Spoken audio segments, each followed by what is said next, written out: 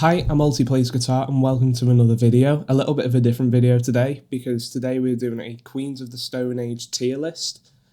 Queens of the Stone Age being one of my favourite bands over the last few years, and particularly just how heavy they are and Josh Homme and his weird use of scales, many other things. And I haven't seen many YouTube videos about a tier list for Queens of the Stone Age. I've only seen like one or two. So I feel like this will be a great opportunity to make one myself. But before we start, please make sure you hit the like button and subscribe to the channel if you like this video and want to see more of these videos. And without further ado, let's get into the tier list. Okay, so for the first album we've got is the self-titled album, 1998.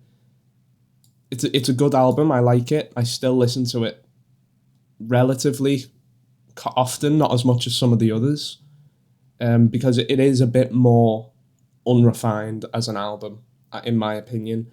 You can hear a lot more of the stoner rock influences coming through, like with Caius, and it's pretty much an extension of Caius, essentially.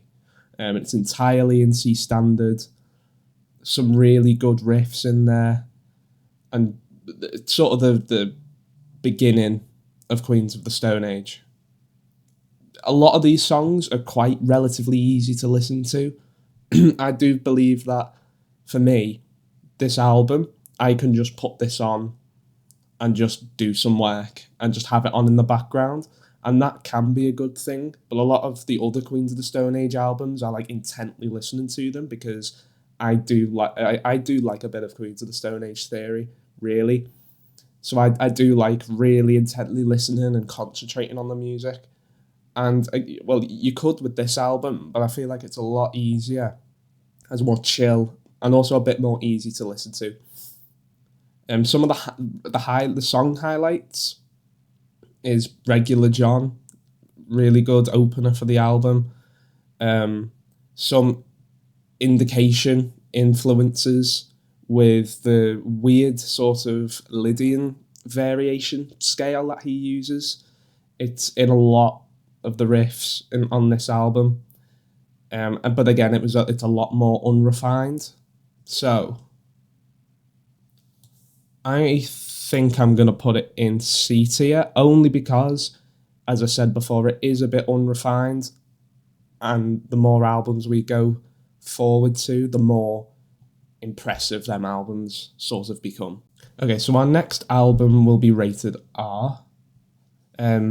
This is their second album, and you can tell that Josh Homme and Queens of the Stone Age are sort of getting their own sound now. You start to hear more refined, sort of more interested and a little bit wacky songs, to be honest. Like, songs that come to my mind immediately is the ending song, I Think I Lost My Headache, which has one of the most haunting and robotic riffs. Like, if there was one song that I think could belong onto another album, it would be I Think I Lost My Headache on Era Vulgaris, but we will get to that. We will get to that album in a minute.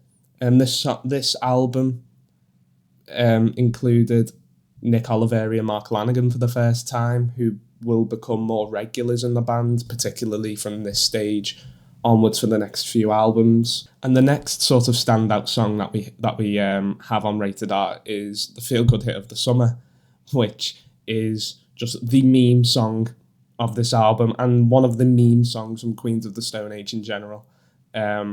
Just listing a name of drugs.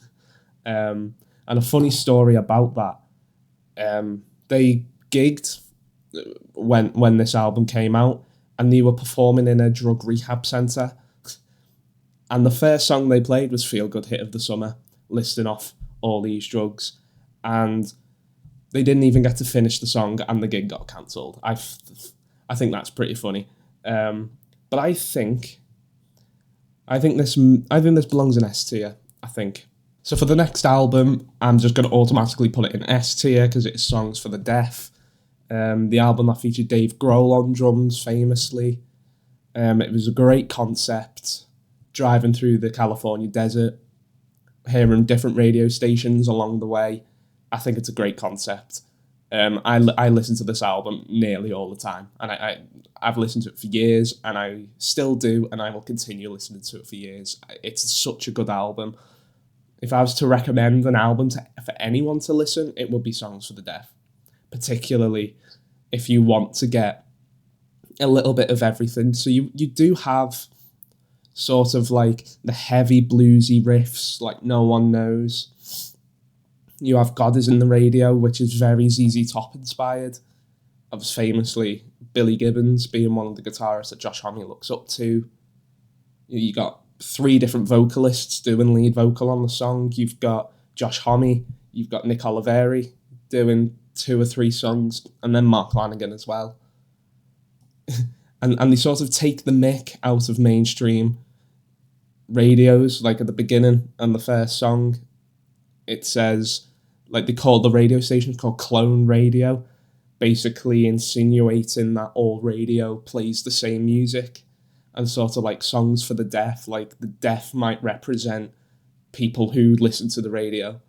Like it's not a definitive answer for what the concept actually is. You can sort of take things from it. That's what I take from it. I take from it that these are songs for the deaf, and the deaf are people who listen to mainstream radio, and I think that is really, really good. And it is also hard to pick a favourite from this album. Of course, No One Knows is a great song, and it's pretty much mainstream now.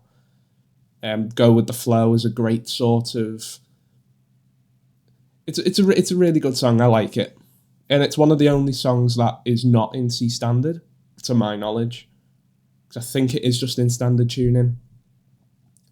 That's the way I certainly play it. And I think the album as well is really well mixed. I've seen a YouTube video from Eric Valentine, the guy who sort of like part produced the album, and he was going through No One Knows, and the mix is just incredible. The amount of amps they used, the amount of microphones they used just to record, it's great. It's a fantastic album. This is the album that sort of propelled them into more of a mainstream. So this is why I believe it belongs in S tier. So for the next album, we have Lullabies to Paralyze, and I'm sort of torn on this album. This is an album which I used to initially really, really like. But now, like sort of like over the last 3 years of listening to them very regularly, I just think some albums have overtaken them, especially when albums I considered not as good have sort of overtaken Lullabies to Paralyze. Some of the tracks aren't really as easy to listen to as others. Songs that spring to mind immediately is like Skin on Skin. As much as it is still a good song, of course, it's not like I'm saying these songs are bad. It's just not as easy to listen to as some other songs. But the highlights from this album are Little Sister, Burn the Witch, and like the non-LP version, the Precious and Grace, the cover originally done by ZZ Top with Billy Gibbons on guitar, which I find great. It's a really good song. It's a really good solo, especially when the solo is split between Billy Gibbons playing guitar and then Josh Homme. You can hear that both are sort of quite similar. Billy Gibbons with his unique style and then Josh Homme with his own, but having ZZ Top influences, it works really well. I really like it. So I think this belongs in B tier. I think. But of course, if you disagree, let me know in the comments where you would put these albums and what your tier list is. So next we have Era Vulgaris. Now, this is controversial, only because this album is one of them albums that does get hate, and I think it is quite unnecessary. This is the album that has grown on me the most. Originally, I thought it was a bit too weird. Sort of songs like I'm Designer, Battery Acid, them songs originally I didn't really like. I didn't fully embrace the weirdness of Queens of the Stone Age. Let's put it like that. But then obviously the more I've listened to it, I've got them 2 songs are the standouts on this album for me. And also Misfit Love. Like that intro for Misfit Love is great. What Troy Van Leeuwen does on guitar is phenomenal. super high level musicians in this band, and this is a great album, but I don't think it's as good as Rated R or Songs for the Deaf. But I do now think it is better than Lullabies to Paralyze. It might be a controversial one, but I'm going to put it in B tier. It's pretty much because I quite like the robot rock aesthetic that they have. But of course, like on Rated R, there are robot rock sort of influences there, especially in I Think I Lost My Headache. But this is an entire album of robot rock. Sick, Sick, Sick. A song that actually sounds sick and ill. And it's also keeping up that darker vibe, but also being like very robot rock, very mechanical guitar riffs.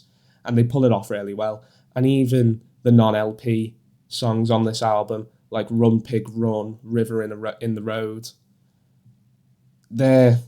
considering they're not technically on the album, they're really, really great. So I think it belongs in B tier, and I think it belongs higher up on the list than Lullabies to Paralyze. So this tier list had the Them Crooked Vultures album on, and even though it isn't Queens of the Stone Age, I am going to use it anyway. I don't have notes for this one. I haven't written any notes for this and any talking points, so I'm just going to riff here. Them Crooked Vultures had Josh Homme, Dave Grohl, and Led Zeppelin bassist John Paul Jones. This album is really, really, really good. There's not one song on this album I don't like. It is different from Queen's, but it's similar enough, because when Josh Homme does his own projects, his style is his way of playing guitar, so he basically just takes his influence and moves it along. So all the other bands he's been in, you can hear them influences, like in Eagles of Death Metal as well. Standout song on this album is Scumbag Blues for me, and Elephant, I think. I think Elephant is one of my favourites. It's the introduction, the way the guitars sound, especially in Elephant. It sounds like the guitar's being recorded in a big room, and then it speeds up instantly. It's really, really good. So I think this belongs in S tier, but I don't know if it belongs above Rated R. I think I'm going to leave that here for now. I think I'm going to leave it like this. Okay, so Like Clockwork, and again, like Songs for the Deaf, it's going in S tier.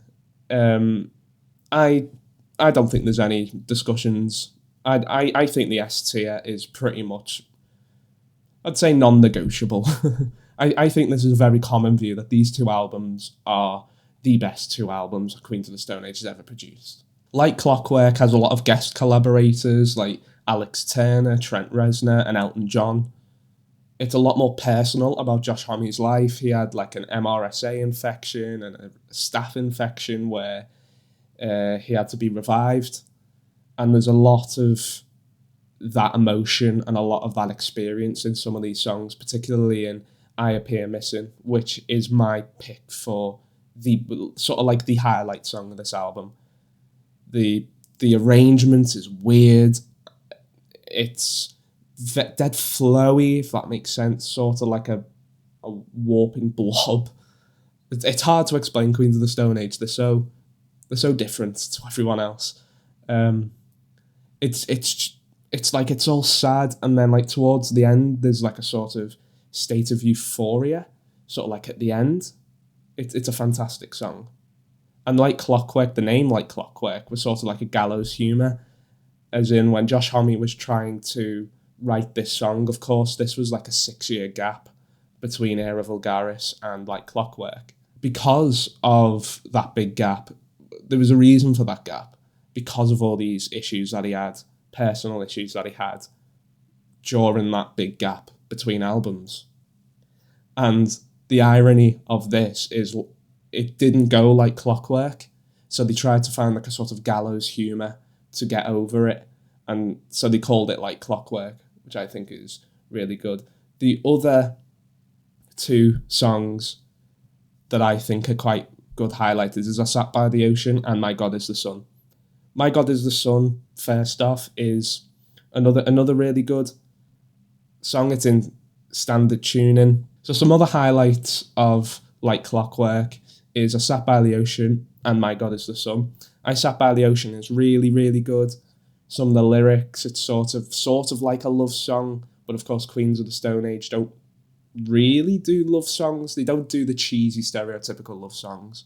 They do like a Josh Homme love song. This is my sort of opinion, and this is sort of my take on like a Josh Homme love song. So the next album we have is Villains from 2017. It was produced by Mark Ronson.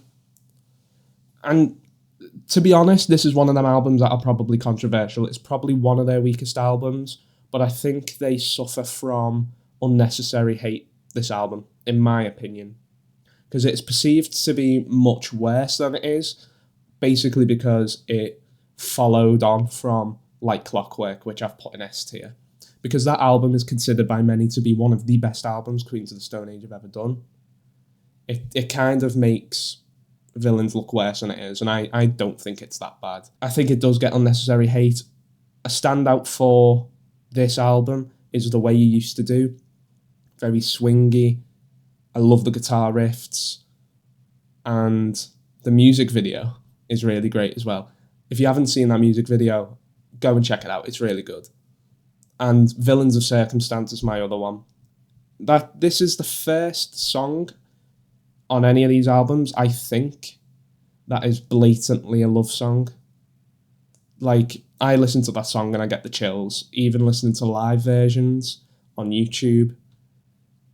It's a great song. It lyrically, I think it is one of his best songs he's ever written. Might be controversial, I know. Yes, it's a love song. It's not really the Queen's style in a way. The approach to writing on topics like love. But I think it's great. I think it's a good album. So for Villains, I'm going to put it in S tier, above the original, only because with Villains, this is now the point where they are a very established band. They've done 6 albums before it, including them Crooked Vultures. And it has its own refined sound. They did go in a different direction. It's kind of like what they did with Era Vulgaris, where after Lullabies to Paralyze, they've sort of shifted the style. And many people didn't agree with that. But in my opinion, as someone who has played in bands and does write music myself, it's important to change your style between albums. Like, I hear loads of people say, like, oh, this is like a Songs for the Deaf too, when you think of them Crooked Vultures, and you're like, one, they sound different, and 2, I don't want a part 2 of an album, in my opinion. I like change. A few other artists spring to mind when I think of this, like Arctic Monkeys with Tranquility Base Hotel and Casino. It's one of them, but it's nowhere near as drastic, of course. I think the influence of Mark Ronson has something to do with it. The production is good. I just don't really think it's my style. Obviously, I'm more of Songs for the Deaf, in my opinion. So yeah, this is why I'm putting it in C tier. And for the final album, we've got In Times New Roman, the album that came out in June 2023. So I've been listening to it about 9 months. It's a great return from 6 years out. It feels like Queens of the Stone Age do really, really good after having a long break. It was a 6-year gap between Era Vulgaris and Like Clockwork, and that's an S tier. There was a 6-year gap between Villains and In Times New Roman. I don't think it's S tier. I don't think it's S tier. But it's a great return. Very thematic, obviously the Roman vibe.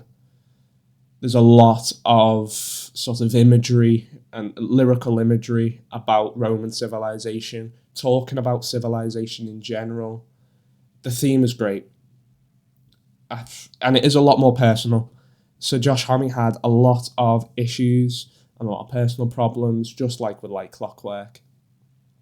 He had a very public divorce. He had like 9 of his close colleague and friends passing away within 3 years, sort of since like 2020, including Mark Lanigan, who has been on quite a few of these albums.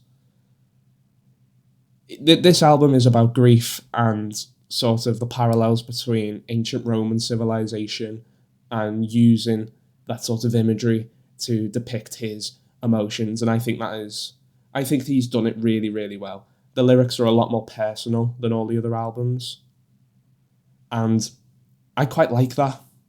So I think it belongs in B tier, but I'm going to put it above Era Vulgaris and Lullabies to Paralyze. I think this isn't their prime, but if they had a second rebirth, this album is it. And honestly, I really hope they continue making albums after this one.